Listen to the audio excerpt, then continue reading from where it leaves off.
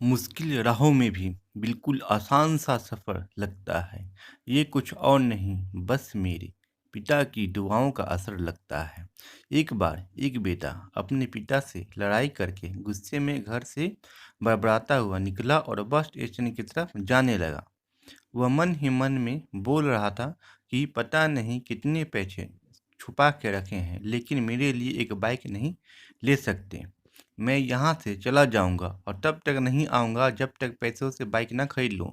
उसे पैरों में कुछ चुभने का एहसास हुआ। नीचे देखा तो उसने पाया कि जल्दबाजी में उसने अपने पापा के जूते पहने हुए हैं। उस जूते में कील उभरी हुई थी जो बार-बार उसके पैरों पर घाव किए जा रहे थे। लेकिन उस समय गुस्सा ज़्यादा था, इसलिए वह आगे बढ़ता चला गया। फिर उसे याद आया कि वह पापा का पर्स भी साथ लेकर आ गया है।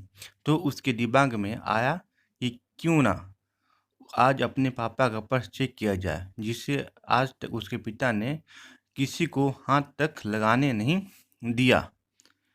जब उसने अपने पापा के पुराने पर्स को खोला तो उसमें पैसे तो नहीं निकले, लेकिन पैसों की जगह एक डायरी रखी हुई मिली कि यहाँ पर खजाना छुपा रखा है। जरूर इस डायरी में लिखा होगा कि किसने किससे कितने पैसे लेने हैं या फिर किसको कितने पैसे देने हैं। लेकिन वो गलत था। जब उसने उस डायरी को खोला तो पहले पन्ने पर वहाँ पर जो लिखा था वह थोड़ा अजीब था।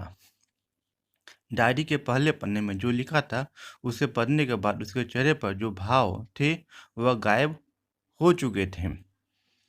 क्योंकि डायरी में वैसा कुछ नहीं लिखा था जिसकी उसने उम्मीद की थी या फिर वो जो भी सोच रहा था। उस डायरी में पैसे का हिसाब लिखा हुआ था जो अगल अलग अलग कामों के लिए अलग अलग लोगों से उधार लिए गए थे।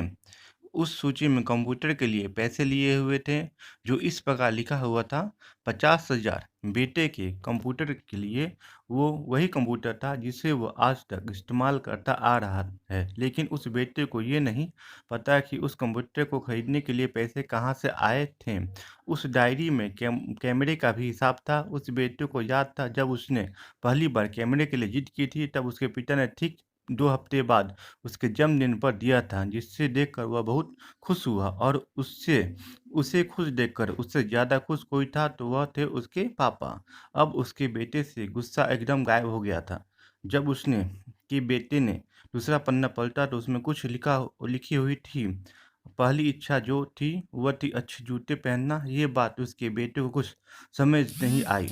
तभी उसके पैर सड़क पर एक गड्ढे में जा पड़े जिसमें पानी था, जिससे बेटे के पैर गीले हो गए। उसने जूते को पलट कर देखा तो उसमें जूते के नीचे फटा हुआ था। इसे देखकर उसे डायरी में लिखी हुई बात याद आ गई। तभी उसे उसके माँ बाप की बात याद आई।